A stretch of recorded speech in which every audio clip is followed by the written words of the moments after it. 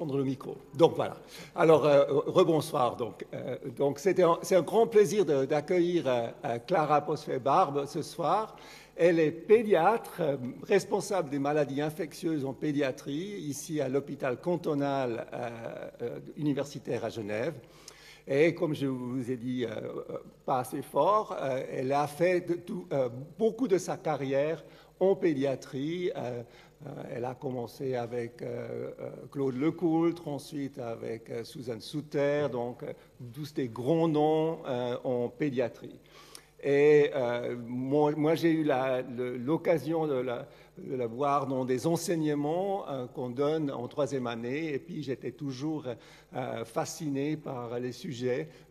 Et puis récemment, elle a fait une conférence sur les vaccins auprès des personnes qui sont une déficience immunitaire.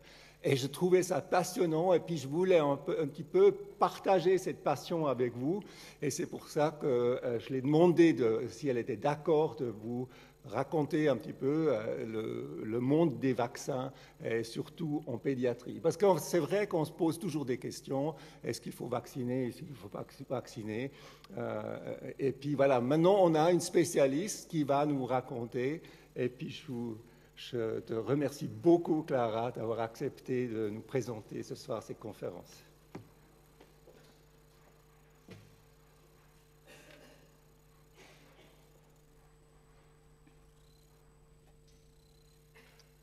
Bonsoir à tous. Quel plaisir d'être là devant vous, à parler d'un sujet qui est, au fond, une de mes passions, même si je tiens tout de suite à le dire, je suis pédiatre infectiologue et pas vaccinologue. Il n'y en a qu'une à Genève, c'est Claire Hansig qui est dans la salle, et qui m'a aussi beaucoup appris dans ce domaine.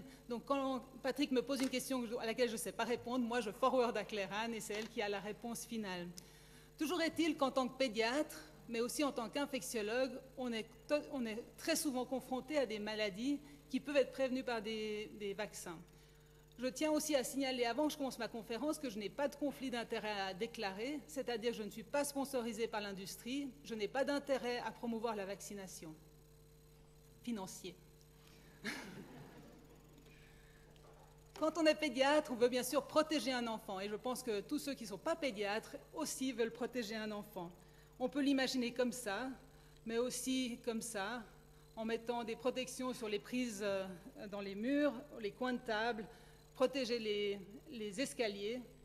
On peut aussi leur mettre un casque quand ils font du vélo, un casque quand ils sont sur le vélo de maman, un casque quand ils font du ski ou une ceinture de sécurité dans la voiture. On a eu beaucoup de pubs grâce au prince William qui nous a montré que même lui mettait son bébé dans un siège auto dans la voiture. On peut aussi protéger contre des choses moins clairement visibles. On peut protéger contre le soleil en mettant de la crème solaire. On peut protéger contre le bruit en mettant des écouteurs. Mais après, il y a des choses qui sont encore plus difficiles à imaginer, comme la fumée passive ou bien les dangers d'Internet. Bien entendu, là, on commence à devenir dans aussi des actions qui sont plus compliquées. Et quand on parle de choses plus compliquées, on arrive forcément aux microbes, qui sont encore moins visibles que le coup de soleil. Ces microbes qui sont sur nos mains, sur notre corps, dans notre entourage, dans nos postillons, dans nos éternuements, et contre lesquels c'est difficile de protéger nos enfants puisque justement le contact est important. Ce contact est important directement, bien sûr qu'il est privilégié par tout le monde, y compris les pédopsychiatres, mais des fois il est plus compliqué à prévenir puisqu'il y a des intervenants extérieurs où il y a un grand amour quand même qui se passe, voire même des choses un peu plus étranges.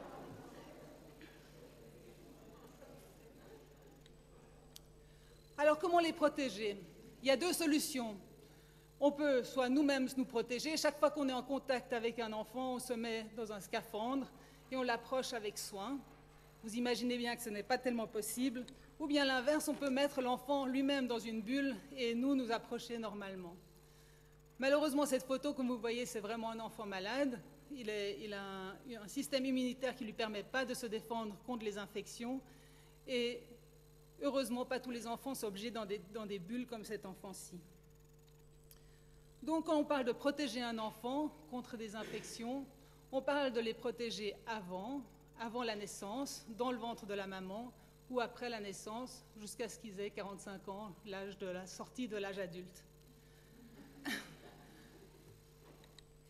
Pour moi, je commencerai avec 3 découvertes qui sont, selon moi, fondamentales, qui ont eu lieu ces derniers siècles.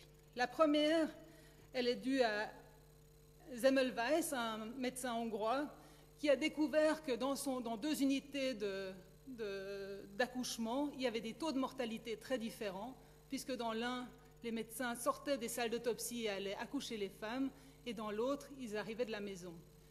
Il y avait une mortalité vraiment différente dans les 2 cas, et il s'est rendu compte que se laver les mains, ou en tout cas avoir les mains propres, pouvait avoir des conséquences incroyables sur le devenir des mamans, mais aussi des bébés. La deuxième découverte primordiale est bien sûr l'utilisation de la pénicilline et autres antibiotiques.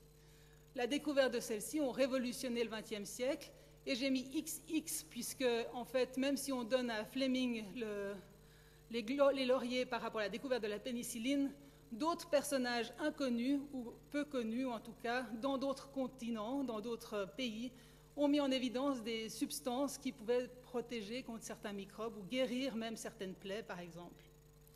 Et finalement, la troisième, et bien sûr c'est celle qui nous intéresse ce soir, c'est l'utilisation des vaccins, avec 1796, Jenner qui découvre un vaccin contre la variole, et 1885, Pasteur qui découvre le vaccin d'abord contre l'anthrax charbon.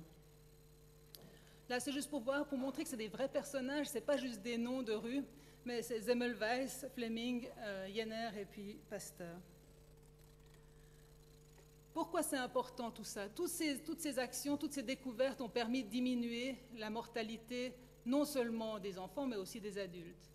Si on regarde une étude récente qui regarde la mortalité chez l'enfant, donc en 2012, je n'ai pas trouvé de chiffres plus récents aussi visuels, mais ça n'a malheureusement peu changé, on voit qu'il y a un certain nombre de maladies qui représentent la mortalité chez l'enfant. Ceux en jaune sont les décès néonataux durant le premier mois de vie, et les autres se distribuent dans les plus grands âges.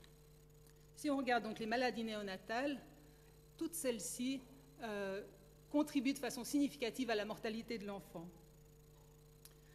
Toutes celles-ci aussi sont des maladies ou des états contre lesquels on pourrait lutter d'une certaine façon.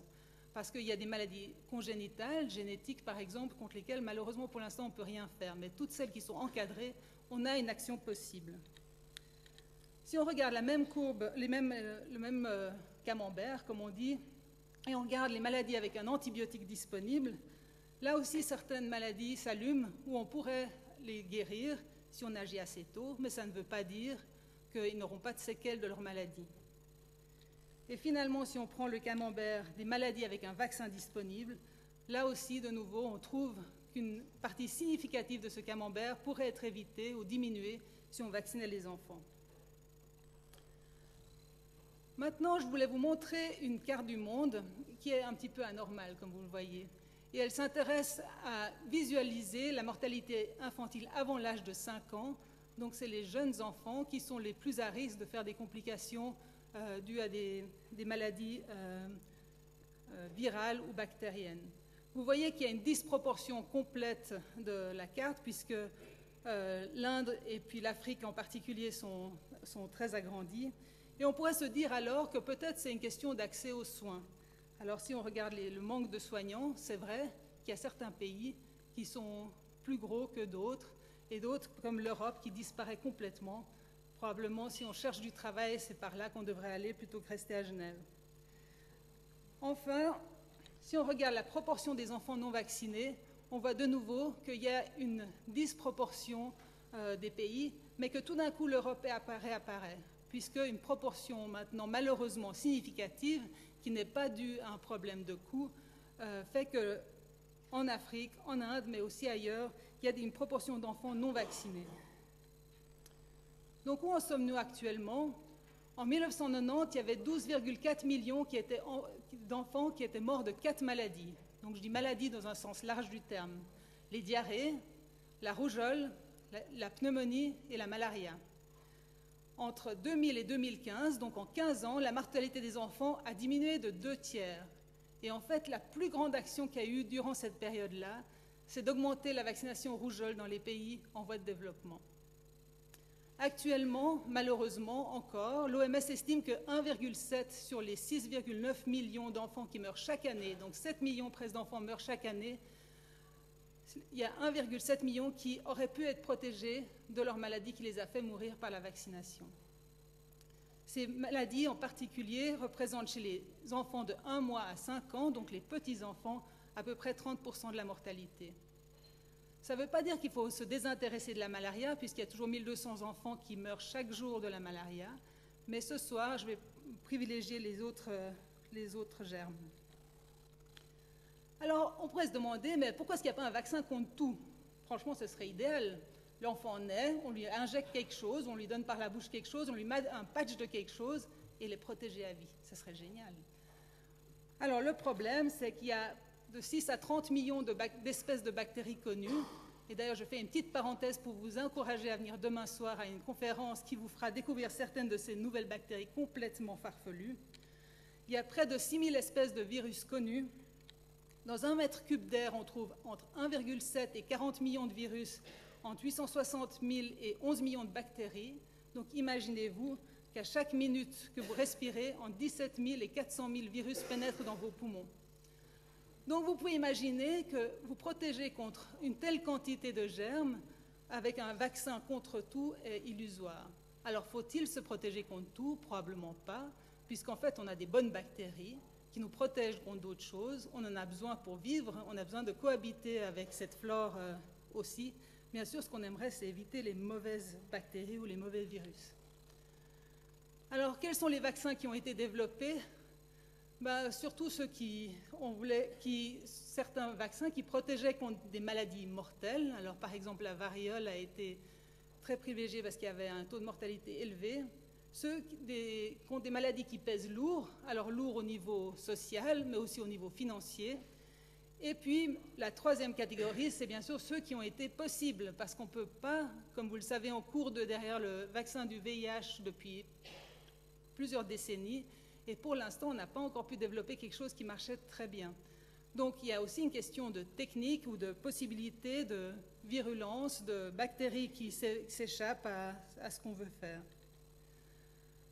Avant de continuer dans ma présentation, je voulais quand même vous donner 2 notions de vaccinologie pour que vous compreniez ce que je raconte après. Un, c'est les 2 types principaux de vaccins, quelque chose de très général. Et puis, qu'est-ce que veut dire l'immunité de groupe, puisque le titre de ma conférence, que la vaccination est un geste pour tous. Alors, le premier type de vaccin est ce qu'on appelle le vaccin vivant atténué. Je ne vais pas aller dans quelque chose de très technique, mais ce que je vais vous expliquer, c'est qu'on a un méchant virus qui porte à sa surface ces petits triangles bleus qui peuvent être des protéines, par exemple.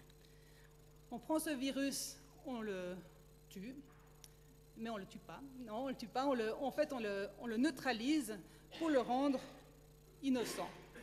C'est-à-dire que maintenant, il n'est plus capable de faire la maladie. Par contre, il est capable de se répliquer. Il a toujours ces petites à sa surface ces petites protéines qui le caractérisent. Ce virus continue de se multiplier, mais quand on est infecté avec ces virus, en fait, les anticorps, qui sont symbolisés par ces petits Y, se reconnaissent ces protéines de surface et puis se multiplient. Et en fait, quand vous êtes vacciné, on vous met ces virus qui sont ce qu'on appelle atténués, en tout cas qui font plus la maladie, et notre corps commence à fabriquer les anticorps.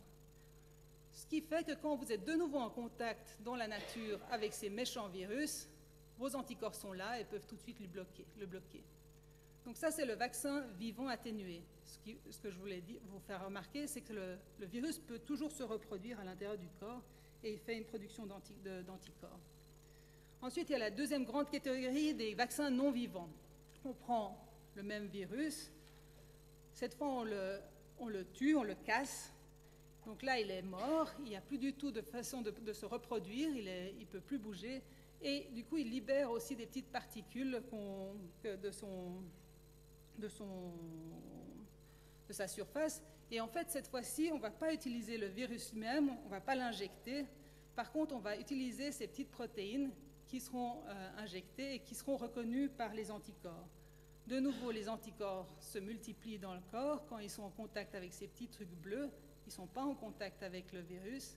Et quand on est en contact avec le virus d'origine, de nouveau, ils reconnaissent les petits trucs bleus. Là, pourquoi certains vaccins ont été développés comme des vaccins vivants et d'autres comme non vivants est trop compliqué que je développe ce soir, et franchement, moi-même, je ne sais souvent pas. Je vais vous parler de l'immunité de groupe. Comment ça se passe qu'on puisse protéger d'autres gens en étant vaccinés. Imaginons maintenant cette assemblée, cet auditoire, avec une personne malade.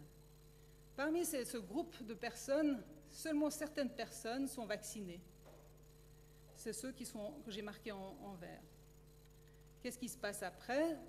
C'était une personne extrêmement sociable, elle a fait la bise à tout le monde autour d'elle, et en fait, cette personne-là transmet d'une personne à l'autre. Il y a une chaîne humaine qui se fait parce qu'il y a une grande amitié dans cet auditoire, et en fait, il y a une épidémie qui commence. Toutes les personnes qui ont été en contact avec un contact deviennent malades. Maintenant, imaginons qu'on est dans une société, dans un auditoire, que j'espère qui reflète plus la réalité ici, d'un groupe surtout protégé. Je dis surtout pour ne pas dire qu'il y a forcément tout le monde qui l'est, mais une grande majorité l'est.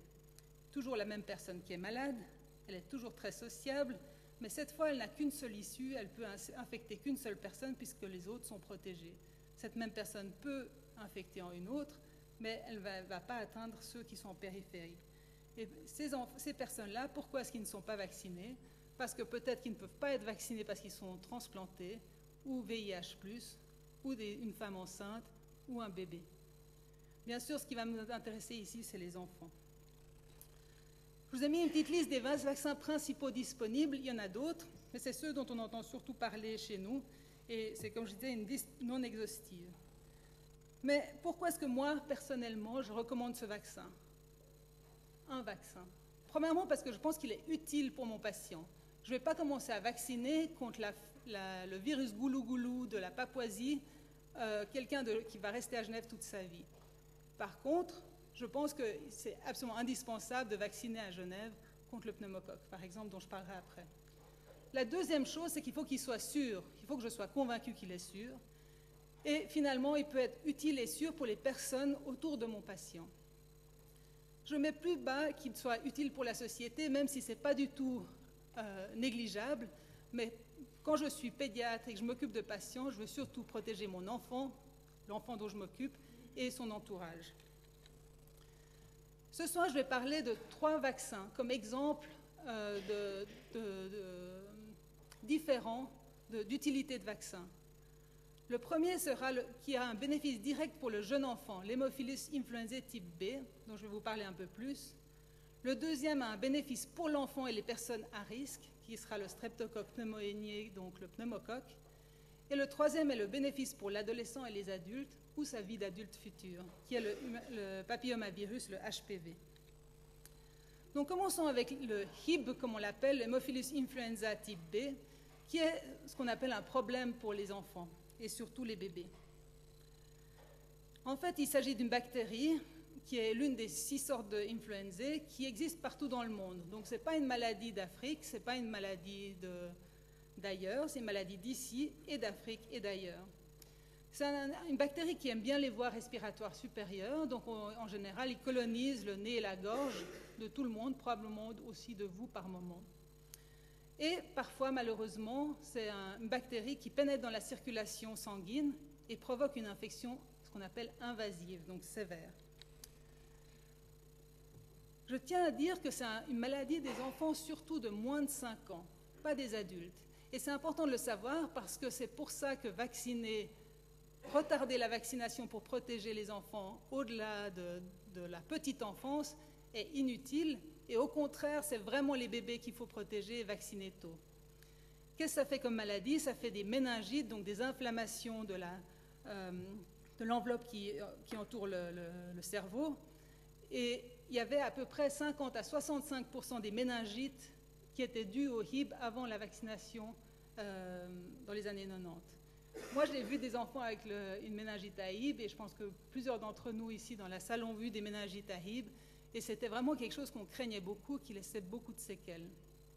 On estimait que les séquelles neurologiques ou une perte d'audition était présente dans presque un tiers des cas, et il y avait une mortalité, même à Genève, de 2 à 5%, malgré les antibiotiques, malgré les excellents soins.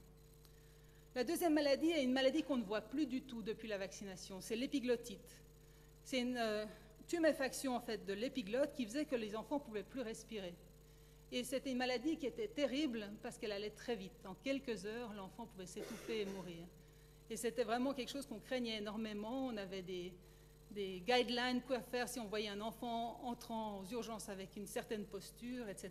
On ne réfléchissait pas trop, on appelait les anesthésistes pour qu'ils viennent l'intuber. La troisième grande maladie, c'est les bactériémies, donc les infections dues dans le sang qui pouvaient conduire à une septicémie. Et finalement, les pneumonies qui étaient aussi présentes, mais qui sont maintenant plutôt dues à d'autres types d'hémophilus. Le décès au niveau global était d'environ 5% sur les maladies invasives à hémophilus influenzae type B. Si on regarde les années, avant les années 85, quelles étaient les classes d'âge qui étaient les plus touchées par l'hémophilus, vous voyez que c'est avant 12 mois qu'il y avait surtout les méningites à hémophilus influenzae, qui est peut-être quelque chose que vous n'avez même plus entendu parler, puisque maintenant on parle toujours du méningocoque et on ne parle plus du hémophilus influenzae qui a quasi disparu. Avant l'introduction de la vaccination en 1990, il y avait environ 200 enfants par an en Suisse qui souffraient d'une forme sévère de la maladie et 150 de ceux-ci étaient âgés de moins de 5 ans. Aujourd'hui, il y a toujours quelques cas, donc il faut qu'on se reste vigilant, à peu près 10 par an chez les enfants de moins de 5 ans, et la plupart étaient non ou insuffisamment vaccinés, parfois parce que les parents avaient retardé la vaccination, ne voulaient pas vacciner leur enfant, mais souvent aussi parce qu'en fait les enfants étaient trop jeunes pour être vaccinés, puisqu'on commence la vaccination à l'âge de 2 mois. Quels sont les pays, comment se déploie cette vaccination entre 1997 et 2012 ? En fait, en 1997, vous voyez qu'il y avait surtout les pays riches qui avaient introduit la vaccination. Et en 2012, le bénéfice de cette vaccination a été tellement clairement démontré qu'il y a maintenant plus de 180 pays qui l'ont introduit dans leur programme de vaccination de base. En 2000, on savait qu'il y avait 2 à 3 millions de maladies sévères à Hib et 450 000 décès par an chez les jeunes enfants. Donc, ce n'est vraiment pas une maladie qui était banale. On donne donc ce vaccin à 2, 4, 6 mois avec un rappel entre 15 et 24 mois. Et les effets secondaires, dont je ne vais pas vraiment parler ce soir, mais je voulais quand même signaler, qui font 2 à 3 jours après le vaccin, un peu de rougeur, chaleur, tuméfaction au point d'injection, et une fièvre modérée, c'est-à-dire aux alentours de 38, chez 2 à 10% des enfants qui disparaissent spontanément. Avec cette vaccination, aux États-Unis, il y a plus de 99% de diminution du nombre de cas d'infection invasive à Hib. Quelques courbes juste pour vous montrer. Au Canada, on a introduit la vaccination, chute des cas. Aux USA, premier vaccin, deuxième vaccin, troisième de Hib, chute des cas. Et en Australie, introduction de la vaccination, chute des cas. En résumé, il s'agit d'un germe qui fait des maladies graves qui sont un problème pour les jeunes enfants, donc il faut absolument les vacciner tôt, puisque justement c'est eux qu'il faut protéger. Depuis qu'on a introduit la vaccination, il y a une quasi-disparition des maladies graves à Hib. Il y a à peu près 10 cas par an en Suisse, en général chez les enfants non ou insuffisamment vaccinés. Et normalement, ce vaccin est tellement bien qu'on ne cherche pas de nouveaux vaccins pour le remplacer. Le deuxième sujet que je voulais aborder ce soir est le pneumocoque, le streptocoque pneumoniae. J'ai mis comme sous-titre d'un extrême à l'autre, parce que vous allez voir pourquoi. Il s'agit d'une bactérie qui est un peu traîtresse, mais qui me fascine personnellement, puisqu'elle a plus que 90 sérotypes, ce qui veut dire qu'il y a plein de cousins différents qui se ressemblent, mais qui ne sont pas tout à fait pareils. On sait que certains sont plus dangereux que d'autres, et que ces bactéries se transmettent par les sécrétions respiratoires, donc on tousse, on postillonne, etc.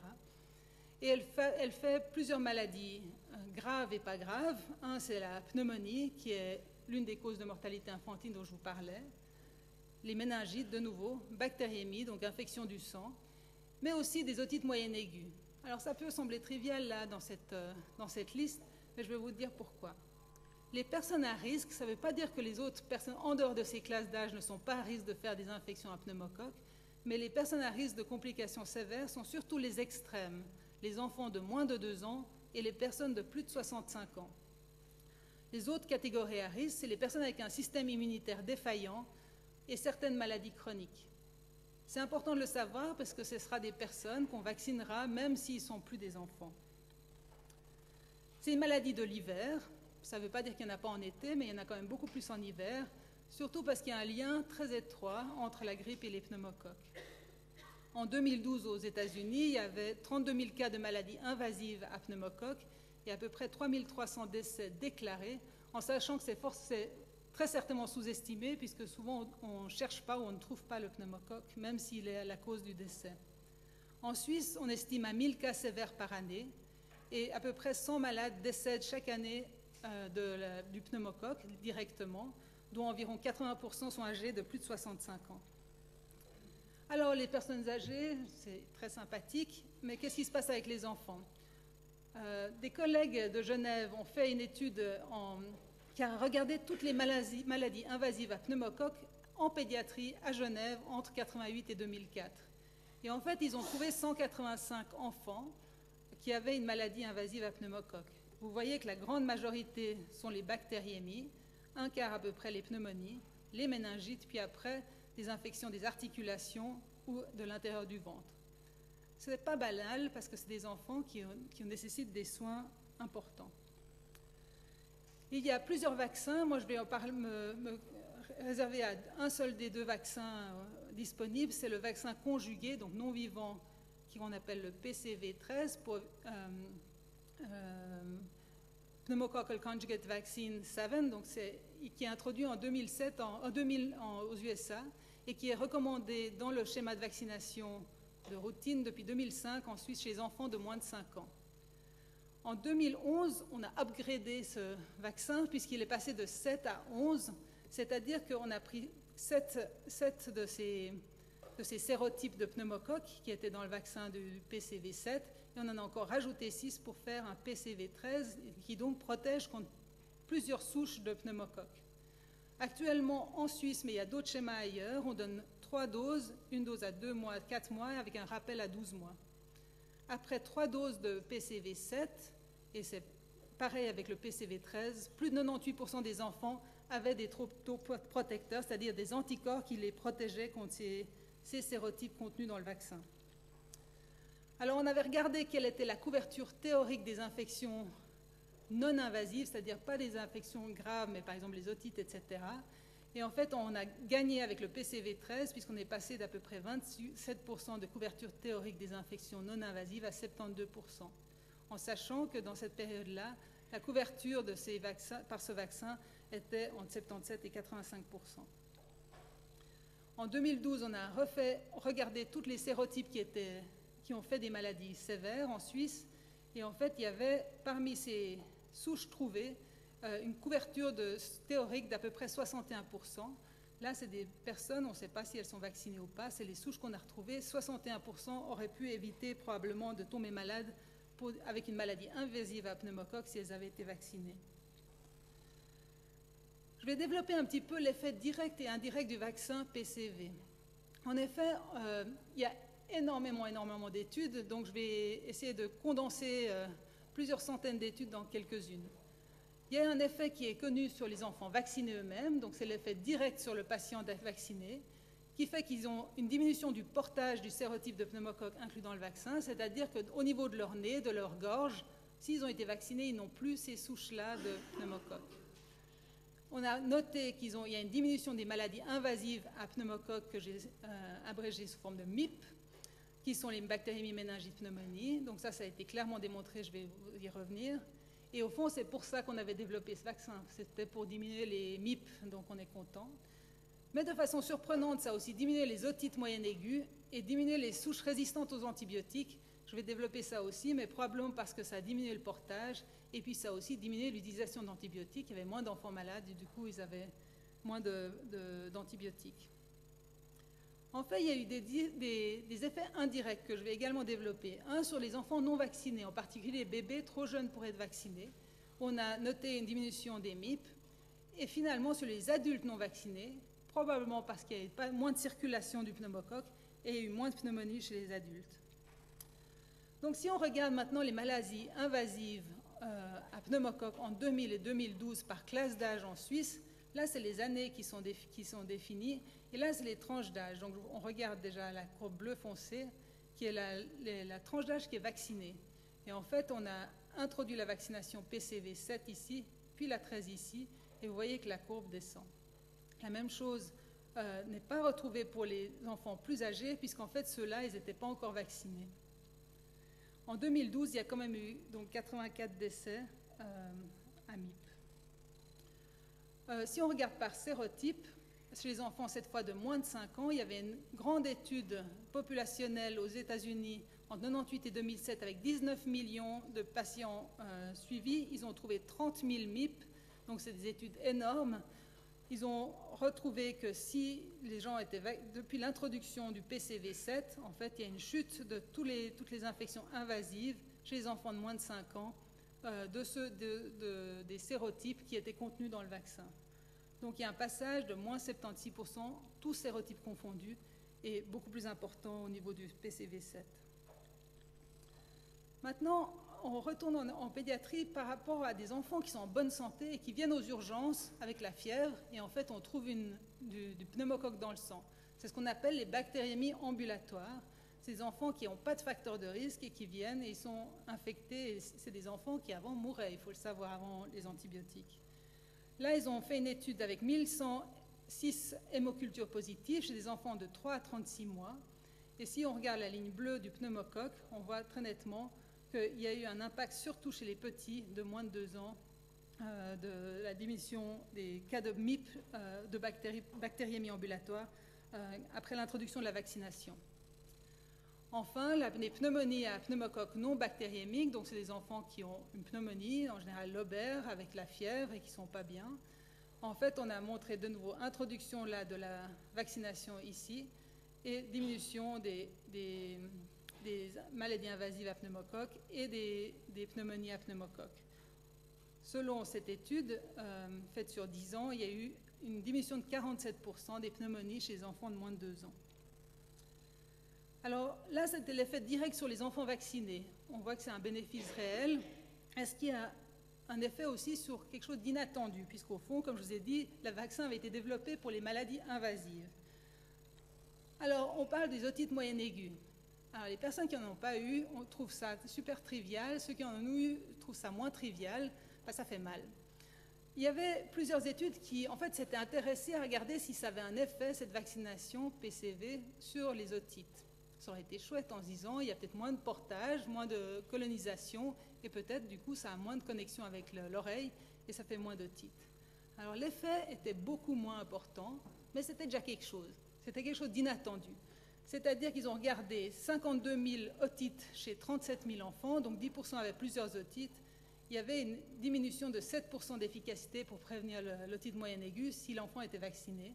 Et puis une efficacité plus grande si c'était des otites récidivantes. Ils ont pu aussi diminuer le nombre de drains qui sont mis transtympaniques pour essayer qu'on doit placer chirurgicalement pour diminuer les otites récidivantes. Alors on se dit les États-Unis, qu'est-ce qui se passe ailleurs? Alors en Grèce, ils ont regardé aussi. Alors eux, ils ont fait un peu on ne peut pas tout à fait comparer ces chiffres, puisqu'ils ont regardé seulement les otites moyennes à pneumocoque, et du coup, ils ont trouvé une diminution chez les enfants vaccinés de 48%. Enfin, pour les otites moyennes, il y a des gens qui travaillent pour la Cochrane, qui est un institut d'analyse qui fait souvent qui utilise toutes les données qui sont disponibles dans la littérature et qui font en fait un condensé en mettant toutes les données disponibles. Donc eux, ils ont étudié 46 885 enfants de moins de 12 ans. Ils ont inclus dans leur étude, dans leur grosse étude, 7 études avec soit le PCV7, soit le PCV11 qu'on n'a pas eu en Suisse. Et ils ont trouvé une réduction relative de l'otite moyenne aiguë, comme la première étude que je vous ai montrée, de 6 à 7%. Eux n'avaient pas d'effet clair sur les otites moyennes récidivantes. Il n'y avait pas d'effet clair si les vaccinés étaient plus vieux. Mais par contre, ils ont noté un impact sur la santé publique. Et c'est là que je vais juste faire une parenthèse, que 7%, ce n'est pas beaucoup, mais imaginez-vous combien ça représente en coût de la santé d'aller chez le pédiatre, de reprendre des antibiotiques et de manquer le travail ou l'école, etc. Donc 7% de beaucoup d'infections, c'est énormément d'argent. Et le coût attribué aux otites moyennes aiguës aux États-Unis en 2004, il y avait quelqu'un qui s'est amusé à calculer, de 440 millions de dollars. Donc 7% de 440 millions de dollars, c'est pas mal d'argent.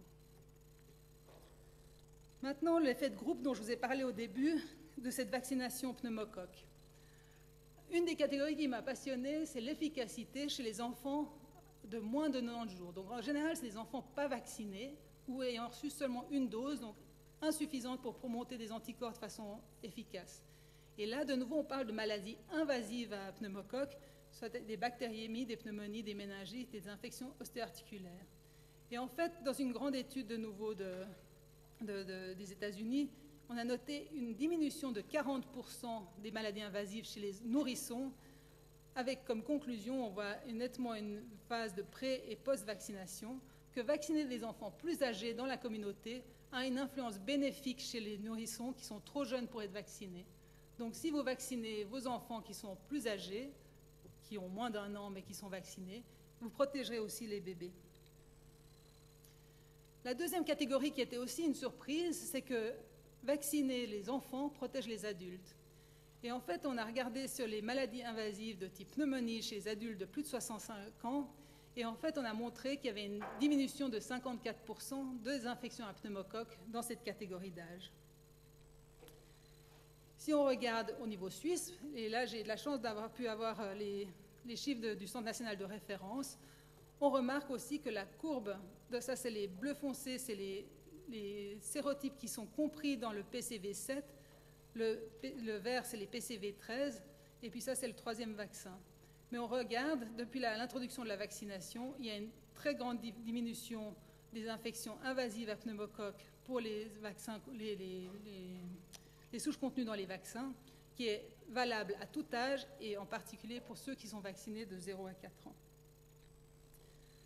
Une autre façon de montrer ça a été assez habile puisqu'ils ont regardé, si on regarde les courbes turquoises ici, donc ça c'est différentes catégories d'âge. Je vais vous démontrer sur l'âge de moins de 5 ans, mais on peut regarder après les autres courbes. Les turquoises foncées sont ceux qui étaient, comment étaient les infections invasives aux États-Unis avant la vaccination. La vaccination est ici. Après, ils ont regardé qu'est-ce qui était prédit si les gens n'avaient pas été vaccinés.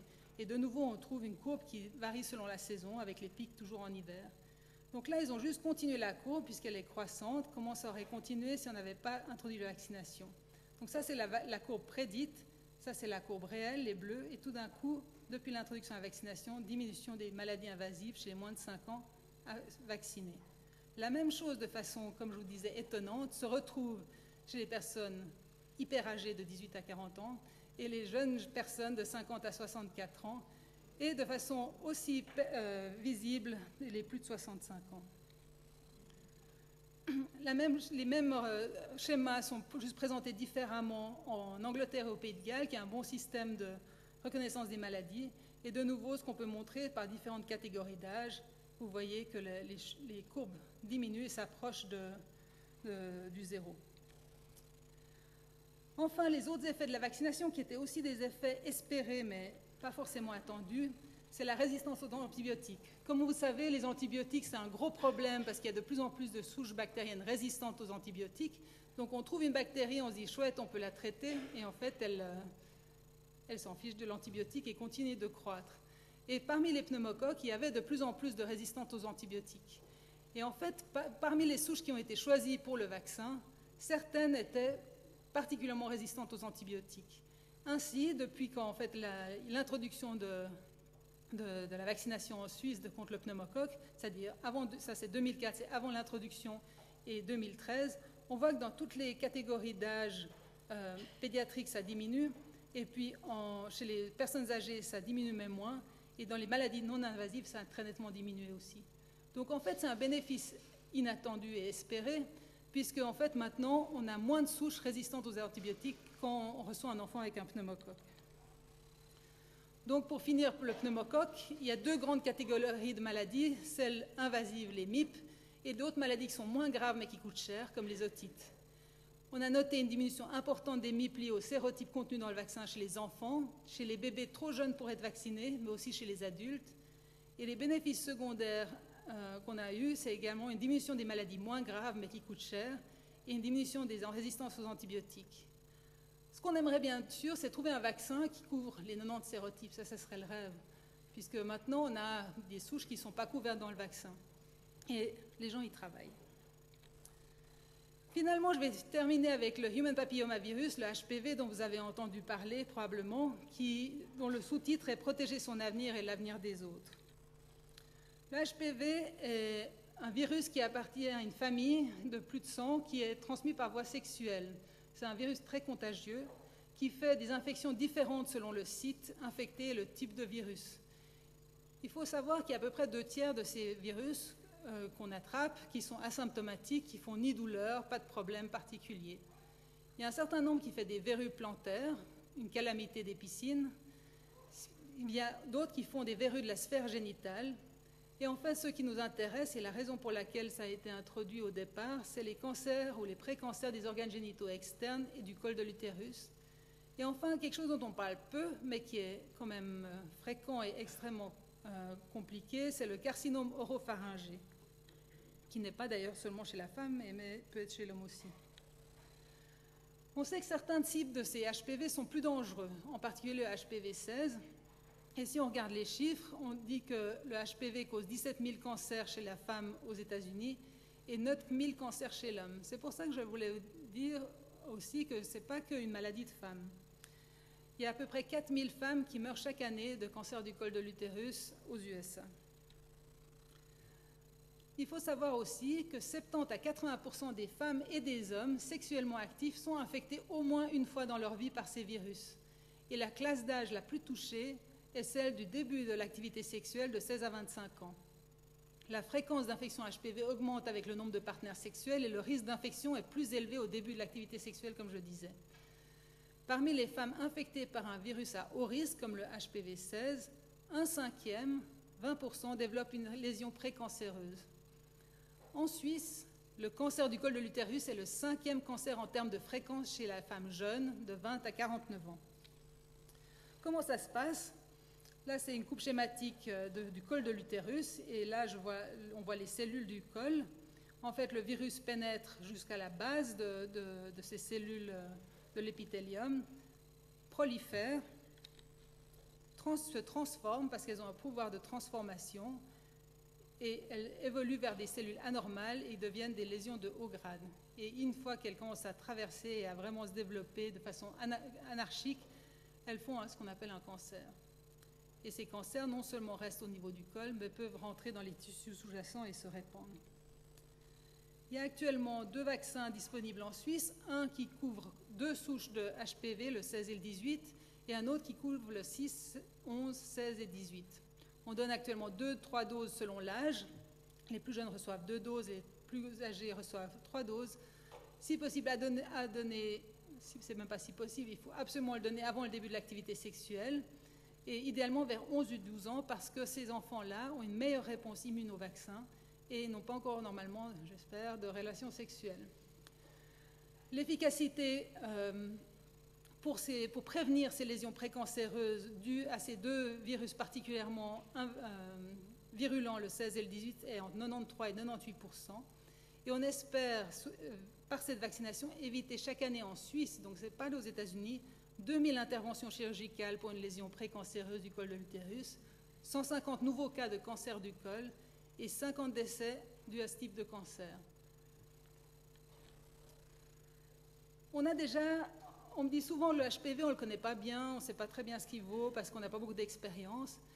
Ce n'est pas vrai, on a déjà beaucoup d'expérience et on profite en fait de l'expérience énorme de certains pays qui se sont beaucoup impliqués dans les campagnes de vaccination HPV, en particulier l'Australie dont je vais vous parler. Dans ces pays où il y avait une haute couverture vaccinale, où les filles ont été très encouragées à être vaccinées, on a noté une diminution des infections à HPV 16 et 18 et des verrues génitales de plus de 60% chez les jeunes filles de moins de 20 ans, et ce, dès la première année de l'installation du programme de vaccination.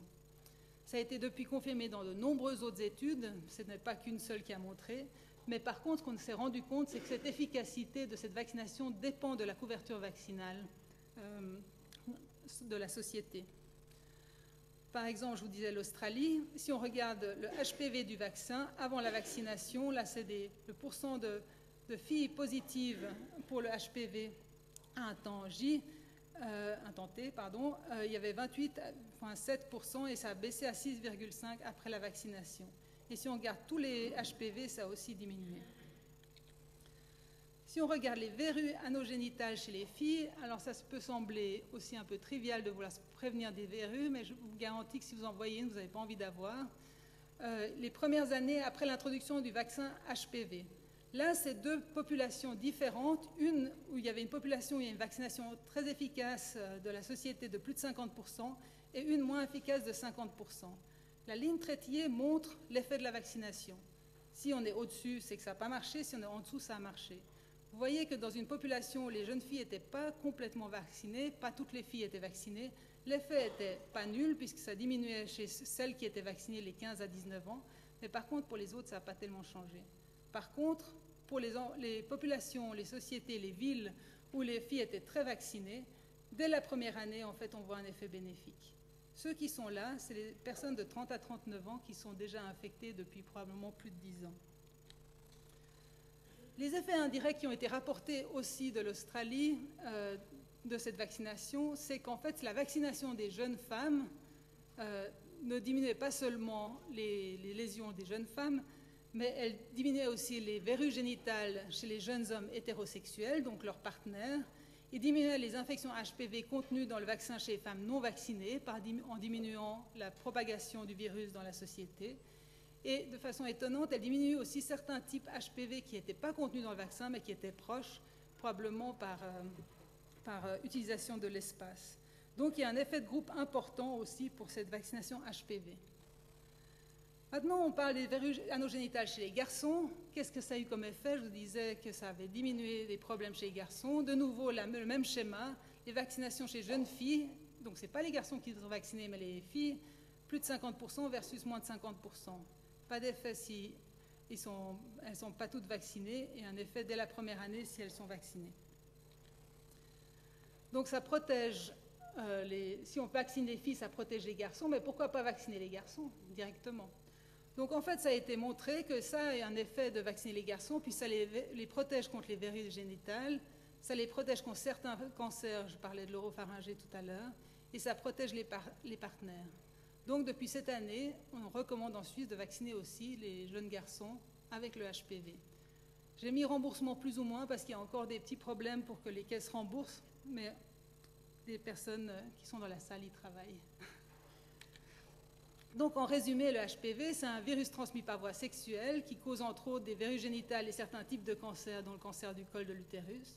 Ce vaccin protège contre les verrues génitales, certains cancers et les partenaires, et était recommandé chez les jeunes filles depuis plusieurs années, et maintenant aussi chez les garçons. Quel est l'avenir pour ce vaccin? Il va probablement être upgradé aussi, avoir plus de souches dedans, qui ne sont pas forcément seulement justement le HPV-16, qui était surtout incriminé dans les cancers, mais d'autres souches qui font des maladies génitales aussi. Pour terminer, je vous l'ai dit, je vous ai parlé de 3 vaccins, mais enfin, j'aurais pu en parler de plein d'autres. J'aurais pu parler du méningocoque qui existe dans le monde entier, où il y a 70 cas de maladie à méningocoque chaque année, surtout chez les enfants et les jeunes âgés de 15 à 19 ans. J'aurais pu parler de la coqueluche, où il y a plus de 4000 cas rapportés chaque année en Suisse, et c'est très largement sous-estimé, avec environ 50 bébés hospitalisés par an en Suisse, avec une durée d'hospitalisation de plus de 10 jours, et 4 décès en 15 ans de coqueluche. Coqueluche, une maladie qui semble assez banale. Et hépatite B, finalement, qui est, comme l'HPV, une maladie sexuellement transmissible, où il y a environ 100 nouveaux cas par an en Suisse, et 2/3 de ces cas ont entre 25 et 50 ans. Est-ce qu'on peut faire des choses? Oui, on peut faire des choses, puisqu'on a quand même des success stories aussi en Suisse. On a le dernier cas de polio, grâce à la vaccination, a été en 1983. Le dernier cas de diphtérie respiratoire a été aussi en 1983 par hasard. C'est des vaccins qui sont dans le même vaccin, c'est des souches qui sont dans le même vaccin. Et il y a à peu près 2 cas de rubéole par an pour 100 000 habitants en Suisse. Mais grâce à une vaccination extrêmement bien comprise par les femmes, Les infections rubéoleuses chez le fœtus ont quasi disparu. Dieu merci. Donc j'espère vous avoir démontré que vacciner un enfant, c'est un geste pour tous parce qu'on protège l'enfant, on protège son entourage direct, mais on protège aussi son entourage futur. Merci beaucoup.